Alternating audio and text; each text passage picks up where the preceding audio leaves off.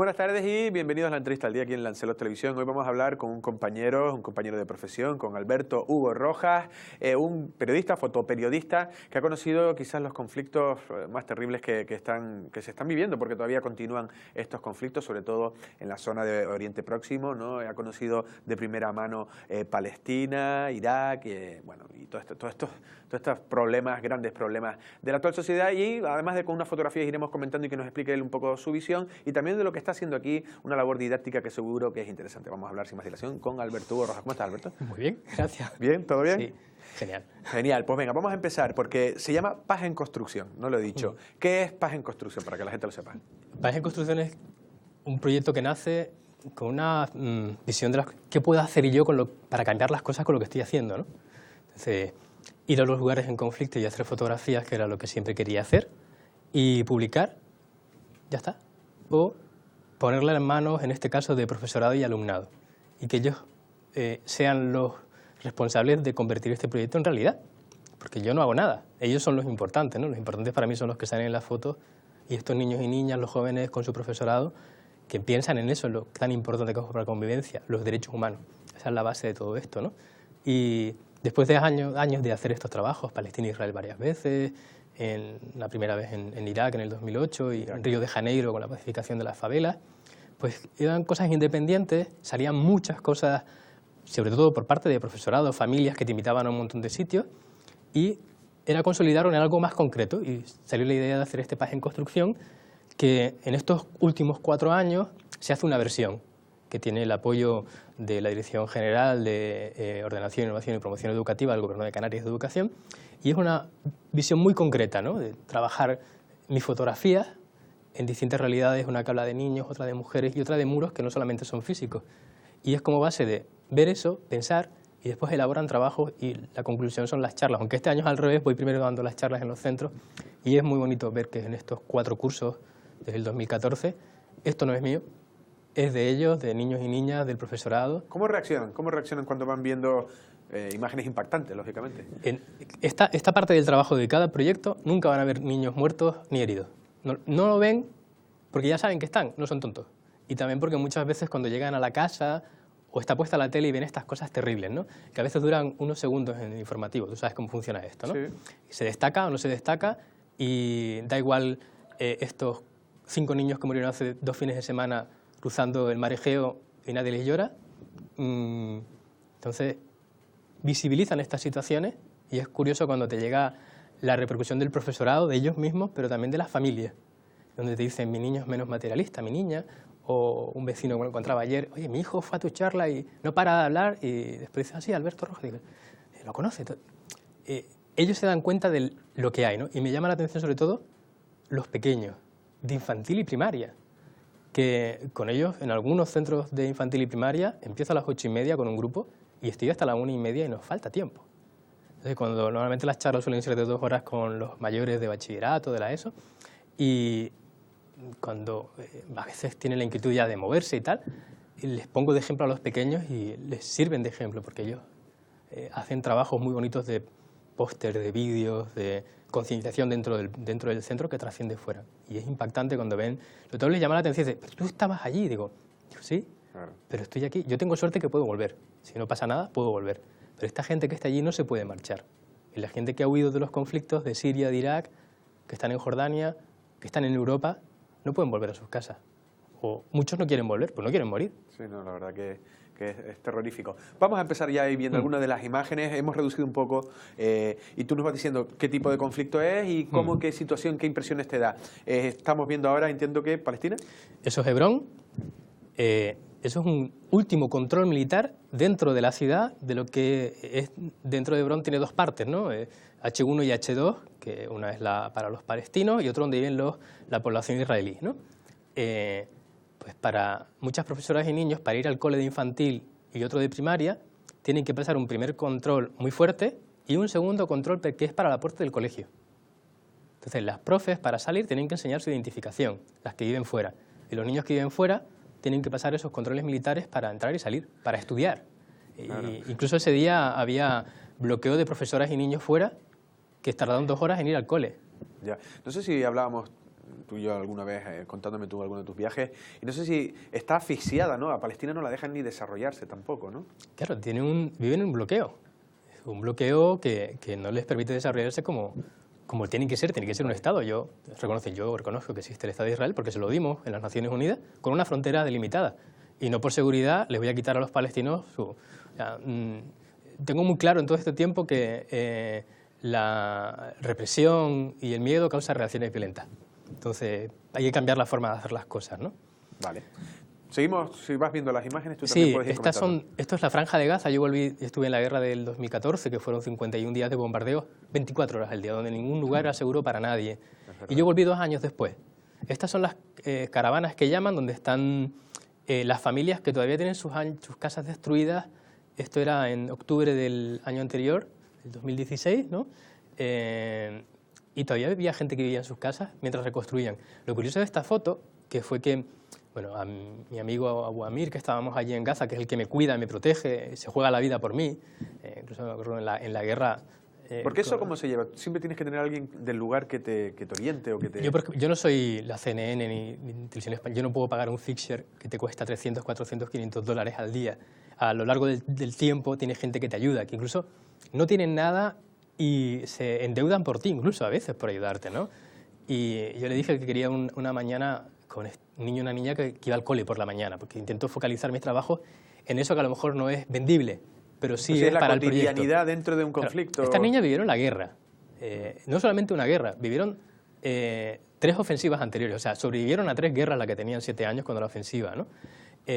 Y lo curioso de esto, cuando yo fui a la caravana, la pequeña, yo la había grabado en un hospital 2 años antes, me quedé blanco, con el brazo roto, ¿no? Y porque lo recuerdo porque en esa habitación, aparte de ser fotógrafo, a lo largo de estos años, aparte he estudiado cosas relacionadas con la sanidad, dejas todo y ayudas, ¿no? Entonces, en esa habitación estaba esa niña, me dediqué a ayudar a un papá con una nena, bueno, esas imágenes están en el YouTube, la pueden ver, muchas imágenes están colgadas ahí. Me llamó la atención también que su hermana mayor tenía metralla en la pierna todavía 2 años después.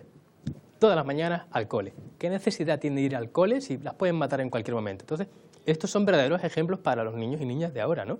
Y la pequeña me decía que quería ser ingeniera y la mayor que quería ser médico. Por lo que vives te condiciona o para mal o para bien, ¿no? Sí. Pero en general en Siria, en Irak, me encuentro testimonios de niños que quieren progresar, no para ganarse la vida y comprarse un Ferrari, como dicen algunos, o un pedazo de casa, para aportar algo a la sociedad en la que vive. Sí, ¿no? Seguimos, no sé si siguen en esa tónica. Sí, ¿no? bueno, esto es en Hebrón, ¿no? Por la mañana para ir a los coles tienes que pasar controles militares para educarte, con soldados que a veces no son nada amables. Y era bonito muchas veces ver a los niños que corrían a los soldados y le chocaban los 5, que es el mismo que se mete en tu casa por la noche en la zona que es tuya, donde tú vives, donde hacen usurpación de... O sea, Hebrón tiene... Todas las casas de los palestinos tienen rejas porque les tiran basura, les insultan, les ocupan por la noche. Y el conflicto, antes me lo decía, por ejemplo, ese soldado israelí, sabiendo toda la historia de el holocausto, toda la historia de la Segunda Guerra Mundial, los nazis y demás, y la represión, ¿no se sienten culpables o se sienten atacados y ven un peligro a veces en cualquier palestino? Hay mucha parte de la sociedad israelí que está cansada, ¿no? Que se han manifestado en diferentes ocasiones por miles por cambiar las cosas. Pero el problema no son los judíos ni los israelíes, el problema es el sionismo, ¿no? Ese es un gran problema, que no quieren ¿no? Claro, y eso está dentro ese odio está dentro mucho de lo que se está inculcando en la parte armada. Pero hablamos de odio, ¿no? Cuando se supone que esto... Bueno, aquí las reglas que mandan son las que ponemos nosotros, ¿no? Los derechos humanos, no mandan ninguna ley divina. Entonces, si esto es mío, esto es tuyo... Hombre, si estamos en un lugar y cada uno tiene su religión y pintan mucho, en el lugar más conflictivo del mundo que ahora se celebra, ¿no? O sea, yo no he visto tanto odio en un lugar tan pequeño con tantas religiones que debería ser eso, paz, ¿no? Pues no lo es. Si vamos en esto de la religión no es compartir, no es amor, entonces ¿dónde estamos? Claro. ¿Cuál es el discurso? Entonces, los que pagan el pato al final son la gente inocente, claro. Niños que... Esta, por ejemplo, es una de las primeras fotos que hice en Palestina. Ahí está el contraste, ¿no? El niño y el sí, soldado. Ahora esto es un control mucho más automatizado, pero los niños van al cole pasando control. O sea, antes tú no pasabas un control para ir al médico, para ir al cole, y de repente te ponen un cierre de carreteras. Cuando empiezan a dividir con muros, Jerusalén está dividido totalmente con muros, Palestina está dividido con muros. se rompen la vida. Estaba fijándome antes, es curioso, los soldados israelíes son los que más veo con gafas. Hay muchísimos soldados israelíes con gafas, no sé, me llama la atención. Son muy modernos. Sí, o intelectuales, son soldados intelectuales. En este caso, un retrato. Esto es una niña yazidí que está en un campo de refugiados en Siria, que huyó de Irak. ¿Estamos cambiando ya entonces de conflicto? Que huyó de Irak. Esto es en el 2015 cuando conseguimos entrar a Siria a través de Irak. Esas minorías étnicas y religiosas que el Daesh, mal llamado Estado Islámico, eso es un problema que tenemos los medios de comunicación, que hay que hacer autocrítica, ¿no? Es decir, ponemos etiquetas para llamar a las cosas y metemos en una historia a todo el mundo. No representan a ninguna ideología, ni política, ni religiosa, representa algo bestial, que vivimos aquí incluso en la Segunda Guerra Mundial, lo que es una ideología fascista. El Daesh, el mal llamado Estado Islámico, a niñas como esta las secuestra, las viola, las asesina. En todo el territorio que ocupa el Estado Islámico durante muchos años, el Daesh, todos los discapacitados fueron exterminados y los que nacían con una discapacidad eran exterminados. Los homosexuales, todos eran ejecutados públicamente. El día que hubo este atentado de un loco en Orlando y todos eran Orlando, nadie era los homosexuales del territorio controlado por el Daesh. A gran cantidad de gente de otra forma de pensar, etnias, religión, han sido asesinados. O te vienes a mi lado o te vas. Y niñas como estas, niños como estos que ves también, estos están en un campo de refugiados en la frontera de Irak, estuvieron en manos del Estado Islámico, del Daesh. Huyeron de Sinjar, les dejaron solos en Sinjar. Sinjar fueron un verdadero genocidio. Miles de asesinados y están en fosas comunes que ahora los están sacando, pero lo peor que fueron miles de niños secuestrados para luchar en el lado del Daesh. Y después, niñas, el Daesh hizo un decálogo de cómo vender a una mujer, el decálogo de la esclava. Es bestial. Cómo esclavizar, ¿no? Cómo esclavizarla, cómo venderla, cuántos dueños puede tener. Incluso menores de 8 años no la puedes penetrar, pero sí la puedes usar sexualmente. Eso está ocurriendo en un territorio inmenso donde millones de mujeres han sido sometidas, como esta niña, que están viendo, es una chica, pero donde miles, como esa chica, ella se llama Asia. Esta es una de estas chicas muy jóvenes que dijeron, el mundo nos dejó solo. Y el Daesh avanzó en el norte de Siria, que llaman Rojava, a Rojava, que es Oriente Occidente, en kurdo le dicen Rojava, le llaman la revolución de la mujer, donde la mujer ha dicho, voy a luchar por matar a estos terroristas y asesinos, que no son otra cosa, pero también voy a luchar por otra cosa, por cambiar mi realidad. En una zona machista, misógina, donde la mujer es casada por obligación, pues chicas como Asia, que su foto fue viral en el mundo porque salió en el Times, salió en muchos periódicos, la vendían como que murió la Angelina Jolie kurda.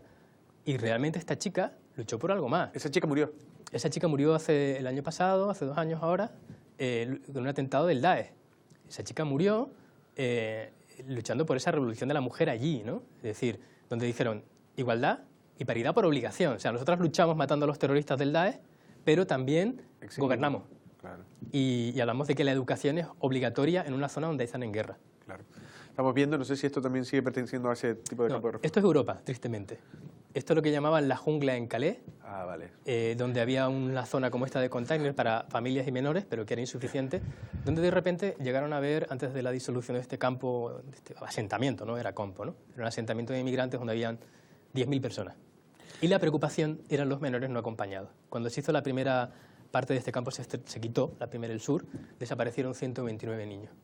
No se sabían dónde estaban. Y la preocupación de cuando iban a quitar todo era la preocupación de todos esos niños que estaban ahí, que eran más de 1.000 niños solo. En Europa hay más de 100.000 menores de edad no acompañados, sin papá y sin mamá, ¿sí? Que están solos, que están en Europa, que han llegado por la frontera o por el mar, jugándose la vida, para no morir como esta niña. Ella se llama Shoshana y huyó de Eritrea. Y estaba en Calais y decía ella, es que los policías me tiran gases, me dicen que soy fea, que me marche de aquí. Esta niña de 4 años, cuando se gira, su reacción es la que están viendo, ¿no?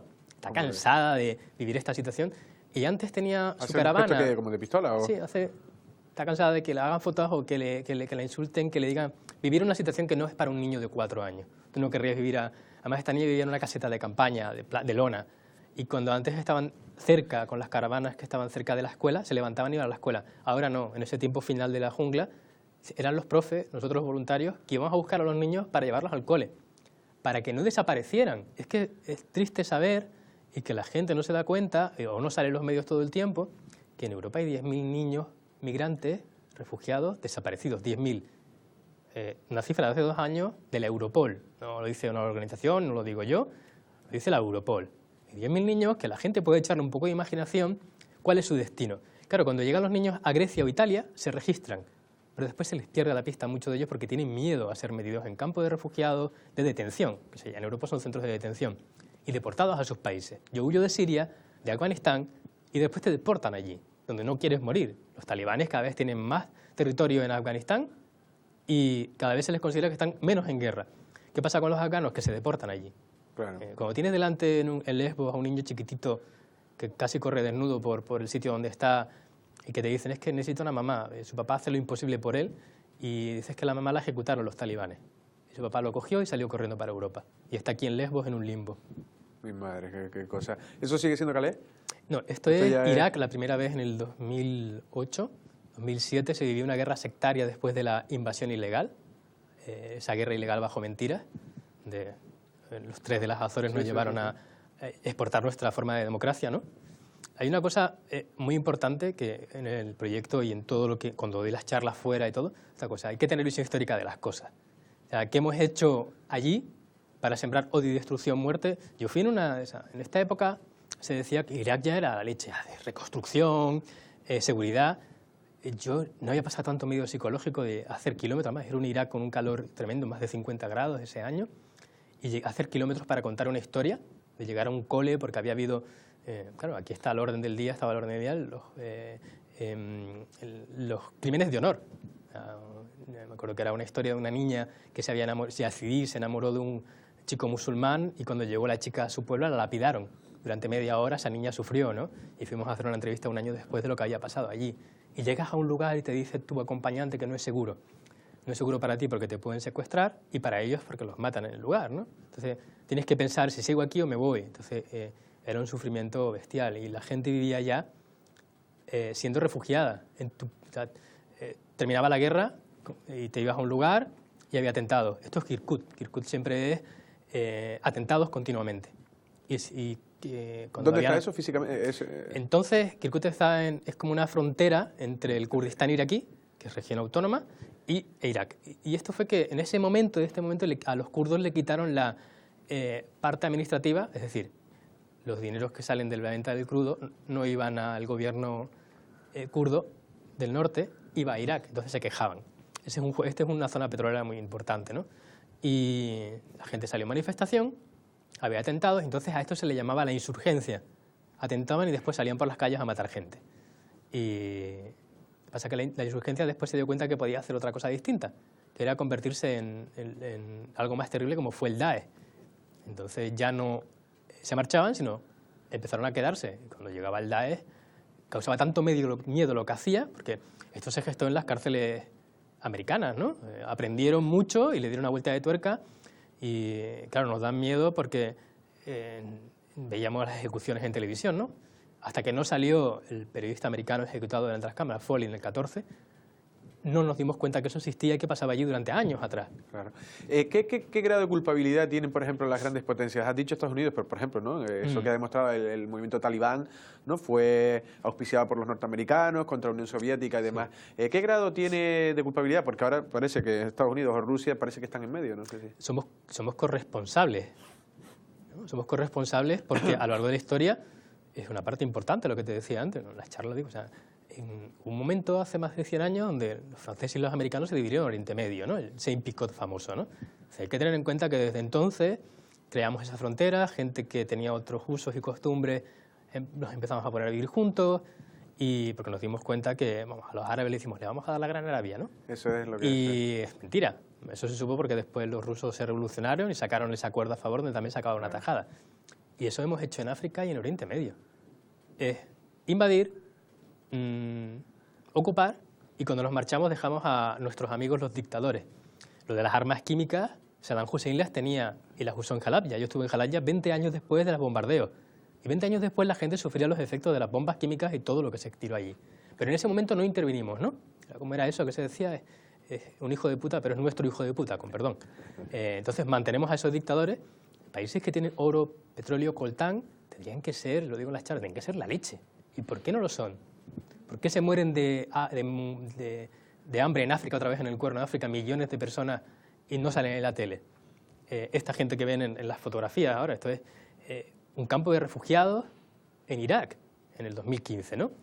Claro, y tú miras estos campos de refugiados, son inhumanos, pero tienen lo mínimo. Claro, te huyen de Mosul 10.000, 5.000, 20.000 personas, tú tienes que poner algo, casas de campaña y container. Pero esto es continuo desde el 2003, desde la guerra. Es continuo. Empieza la guerra, te vas a otro sitio, después hay atentados sectarios, te vas a otro sitio para que tu hijo no, para que tu familia no muera. Y vives de campo en refugiado a un campo, te vas a Mosul, vives muy bien, y viene el Daesh, nos tenemos que volver a marchar. Esto ha vivido Irak durante estos años, desde el 2003. Acaba de entrar en el 8º año de guerra siria. Eso es, te iba a decir, 7, 8 años creo que ya llevan. Bueno, estamos terminando, creo yo que estamos ya en recta final de las fotos que hemos visto. En este caso, no sé si esta sigue siendo de... Esto es Jordania. Jordania ha sido un país bastante solidario, cercano. ¿Cuánto dinero tienes tú para marcharte a Europa? Tengo este dinero, puedo pagar a las mafias porque los estados no han creado las vías legales, que estamos obligados a cumplirlas. Mucha gente se ha ido a Jordania a vivir. Jordania ha establecido campos de refugiados como estos, donde viven miles de personas. Incluso en zonas desérticas, en el otro lado del Sirio, hay miles de personas viviendo que no les permiten pasar. Entonces, es la huida más barata que puedes o pagar o donde puedes llegar. El resto de la gente se está jugando la vida para llegar a Europa. También tienes fotografías recientes de esta ruta europea que hicimos de refugiados, ¿no? Entonces, es bestial que los estados están obligados a cumplir los tratados que ellos han inventado, los derechos humanos, los derechos del niño y el de refugiados. Estamos obligados porque lo firmamos. Pero en las guerras mundiales nos íbamos a Siria para salvar la vida, teníamos ese visado humanitario, pero hoy no lo aplicamos con ellos. Bien. Esto creo que cambiamos, ¿no? Esto ya es Brasil, el fracaso más absoluto de la pacificación de Río de Janeiro que estamos viendo últimamente, que fue un momento puntual para los Juegos Olímpicos, porque no se trabaja en eso. O sea, para tener una sociedad realmente un pensamiento en los demás, ¿no? Que avance, tiene que ser con una educación en derechos humanos, en esos valores humanos que están en los derechos humanos. Y claro, los niños, las niñas no tienen oportunidades en las favelas.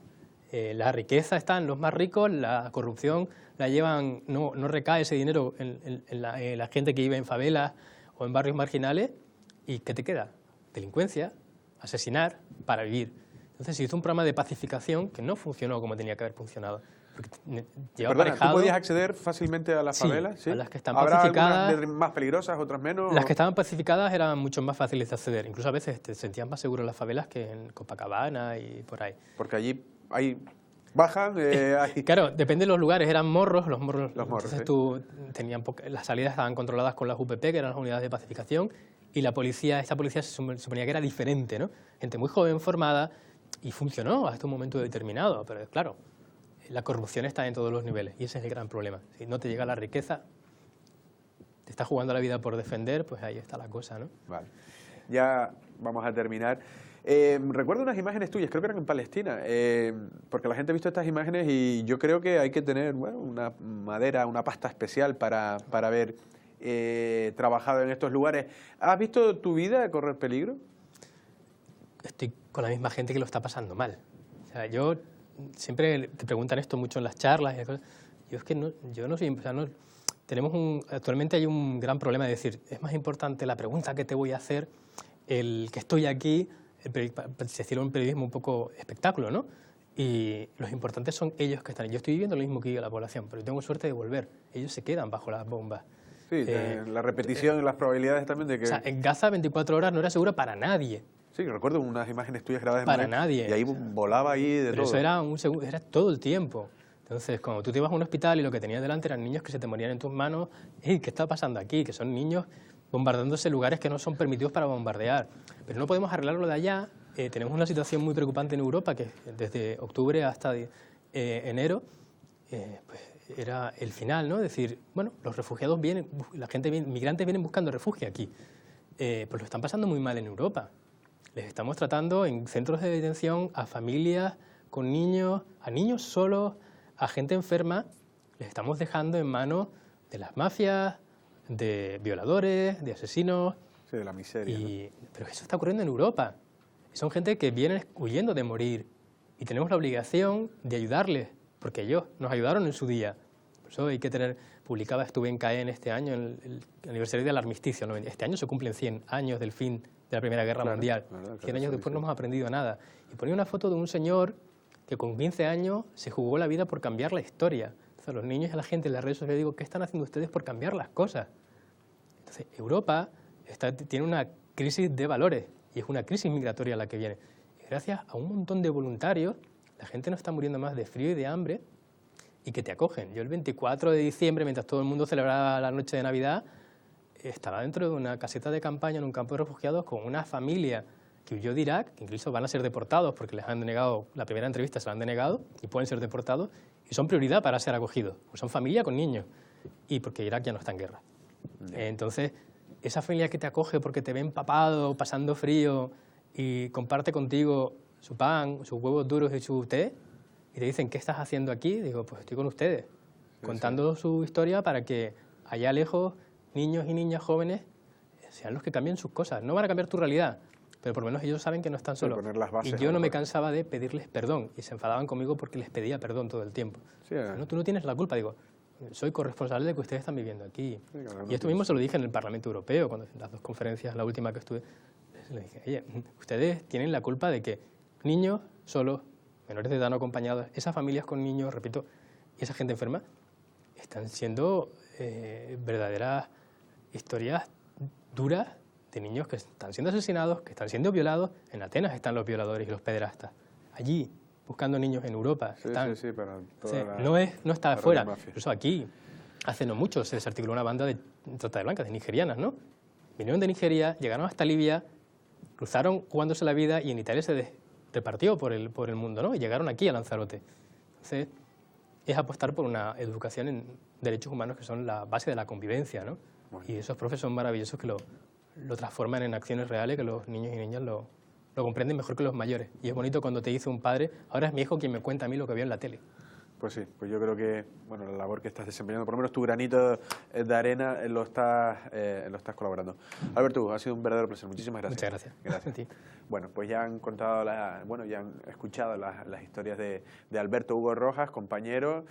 Bueno, ha dado parte de sí. Yo creo que en este trabajo vocacional casi no mira a veces ni por su integridad física para poder contar las historias que allí están pasando, para también quizás sensibilizarnos un poco más y para que, en la medida de lo posible, pues tratar de cambiar y que la sociedad, no la nuestra, sino la global, sea un poco más justa. Nosotros más nos despedimos. Pasen una feliz tarde.